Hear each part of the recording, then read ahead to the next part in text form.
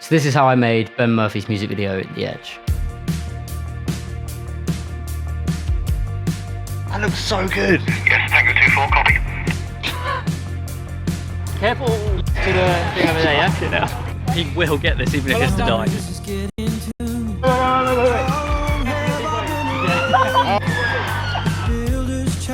If magic happens. Yes, Ben! Yes! Oh, that looks so fucking good!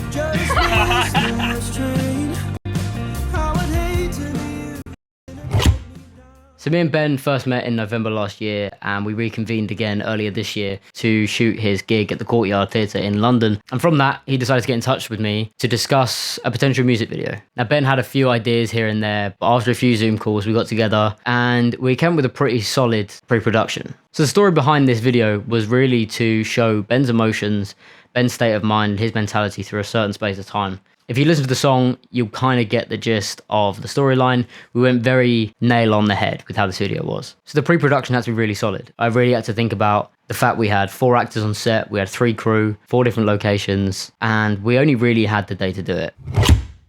This is Ben, our artist and joker for the day. Thanks Ben, really happy to be here, really excited to show you guys what I've got, you know?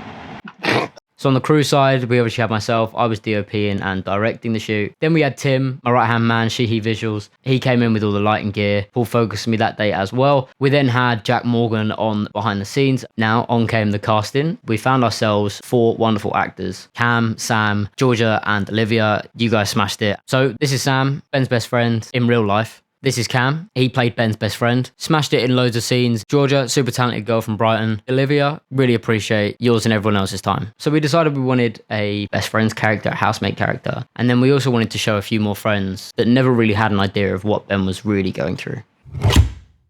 So the kit I used on Ben Murphy's The Edge. I used my FX3 on this shoot alongside some DZO Vespid primes. We also rigged ourselves up with a Nucleus M to pull focus on certain points. I wanted to be able to pull focus from the front of the car to the back of the car whilst I was in the van in front. Now I couldn't obviously sit in the car for the majority of these scenes. So we jumped in Tim's van, I held the wireless monitor with the wireless focus, and also to change the RS if I really needed to, if it was in a darker area, or we ended up in the sun, which happened quite often throughout the day. So I chose the Vespid primes because I wanted a wide range of lenses on the day. We weren't sure what we were going to use throughout the day. Lots of different focal lengths. So we had it ranging from 16 all the way to 75. And we really wanted a clean look. We didn't want anything too characteristic because we knew we were in a lot of different locations. So keeping it simple for lenses and camera choice allowed me to really play with it if I needed to in post-production. So the car mount, this was the first time I was using this, and yes, I was shitting myself. I was shitting bricks. But we had this 3-piece sucker pad on top of the bonnet and it worked flawlessly, apart from one time. The camera's Holy shit. fear that just went through everywhere. Now the reason why I didn't de-rig the camera to put it on and put it on a lighter gear was purely to save time. So the car mount I used was called a Camtree G51. It was a great piece of kit and it held up the weight of what we were using when you think about the FX3, the Vespid primes, the V-Lock batteries, the monitor, the wireless system, follow focus, everything on that adds so much weight.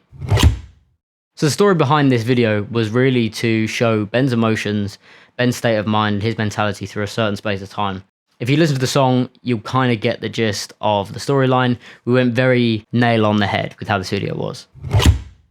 So when we first got there, our first plan of action was obviously to set up, get things sorted, get things ready, and then we were going to start the first scene. Now this was a bundle of things. This was, you know, how Ben goes to work, how he feels when he comes home, what he does after work. This was more like a day in the life of Ben. Now this scene was important because it showed the repetition that Ben went through, the same thing over and over again. Now, this was nice and easy. We wanted to shoot Ben in the corridor, leaving the house, coming back in the house. So we did as many scenes as we could with the tripod in the same place, so we didn't have to move it and try and match cut it afterwards. So there are multiple times throughout the video where you see this corridor, but it was shot all within the space like 10 minutes, 15 minutes. It was better for me and for time to get all of these scenes done, and we don't have to worry about resetting the kit up to come back to this location. Then came the first car scene, which was more in the day stuff, which was nice and easy. I used a walkie-talkie to speak to Ben from the van to the car, and I was giving him directions through the walkie-talkie, and he did them perfectly. He smashed it. So we really wanted to portray Ben's kind of rush at the beginning of the video. So toast in hand, coffee in hand, driving to work. And on the way home, he was more frustrated. He was getting into traffic. He was getting annoyed. You can see it in the emotion on his face and some of the actions he does. So the pub scene. Now, I really wanted to include this one because it was very much a guy's thing to do, is to go down the pub, be social. And it was easy to show Ben's emotions in this kind of location. You know what guys are like? They'll go down the pub, they'll have a chat, they'll have a laugh. And then there's Ben in the corner who doesn't really interact as much as what some people would. At this point, Cam had arrived and obviously we had Sam there already. Now, our only issue was we didn't have someone to serve these guys drinks. In come Jack. Yeah. I'm just thinking, do we need someone to work at a bar? Do we need someone to actually be a bar person? Well, If we aim it hit this way, I'm looking at you, Jack. So shout out Jack for being the barman. So we had the 300D banging some light in, and we also had a tube light behind the bar. This gave Jack some backlight, but also the guys some face light as well. And the 300D just gave a general room light, which was just perfect for where we were. We then went down, sat in like a little sofa area and did a very similar thing. One light on Ben's side, just to give him a bit of light, a bit of key. And it was really good to get some good emotion from Ben because he was around everyone else. So we punched in, jumped on a 50mm lens and got some details of Ben and his emotions. Next was the pool scene. Now this was really, really easy because the guys just could play pool and I'd do my thing and shoot around them and just shout directions when I could. Now this was a key moment in the video because I wanted Ben to show a little bit of progression here. After a few drinks, he can be a little bit more social. So the casual drink scene was going to be a very golden hour, late afternoon, like your cheese and a wine on a Tuesday night, but more in university style. Now, obviously, we shot this at about 2-3 o'clock in the afternoon in summer, so you had bright sunshine outside. So Tim did his absolute blinding work and set us up his lights on the outside. Amaran 300C, yeah? 100C. We're gonna put this quite high up, flag it off so like all the natural sun doesn't come out with cloth, black cloth, and then we're gonna put a Fresnel on this, put it on quite warm, smash it through, fake some sunlight, and then we'll bounce another light in there to expose everyone for the wide shots. He punched that light through the window, which worked really well with the blinds because it gave a great light across the back of the wall in the lounge. We also had a tube light just above where the TV was, just to give some overall light into the room, so it wasn't just that one light that was lighting the scene. Now this worked really, really well. I think the fact that we put it on a golden kind of color allowed us to really give off this vibe, and it really, really worked. Whilst we were doing this scene as well, we also shot a couple where Ben was going to be on his own on the sofa / sleeping on the sofa. So for this, we turned down pretty much all of the lights, chucked the TV on, and had the TV light instead of the tube light as well, just to give this kind of flickering effect and give the vibe that the TV was on. Tim smashed with the lighting, I think using the 60mm really gave us the wide perspective, and obviously adding that haze made such a difference as well. So with this scene, we had all of Ben's friends in the car going to a pre-drink before they went out afterwards. Cam, 3, 2, 1, off you go. And Ben, off you go. Start the car and go forward. Do that one more time. Can we get the girls in position as well? Cool, that's fine there. At this point it was getting dark, which is perfect because we wanted this to be at that kind of time of night anyway. Our issue is it's dark outside and obviously it's darker inside the car. So Tim, the genius was, set up a little aperture MC just above the girls' heads in the back, and that was covered by the rear mirror in the car anyway. So we couldn't see the light, but it gave a great light on the girls and Sam's face at the back. Again, with a radio in hand, I had everyone playing around in the car, having a good time.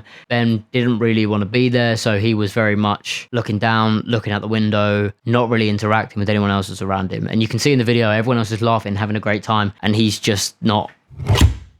So we did intend to head off into London after this and shoot a few more scenes we wanted to add in. However, at this point, we'd finished up and me and Ben decided to do this another day. This was very much just me and Ben, run and gun. So we went to a pub in London to show Ben walking in, wait until it was nighttime, and then walking out again. This was to add to the first scene, so although we did this like the week later, I knew where it was going to sit, Ben knew where it was going to sit. This is where a pre-production really comes in. So there's lots of clips of Ben at the train station throughout the video, different states, falling asleep, stressed out, just to help keep the flow and the story where it should be. We shot a mini documentary for Ben as well, which I'll also drop a link to below, to go along with the release of the song.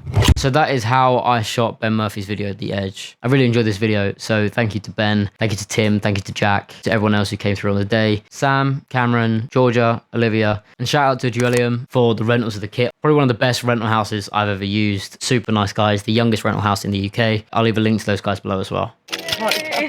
Cool, everyone's pretty much wrapped. We're going to do some stuff with Ben in a bit. We need to get going, so hope you learned something. This has been obviously a really stressful, but really, really good day.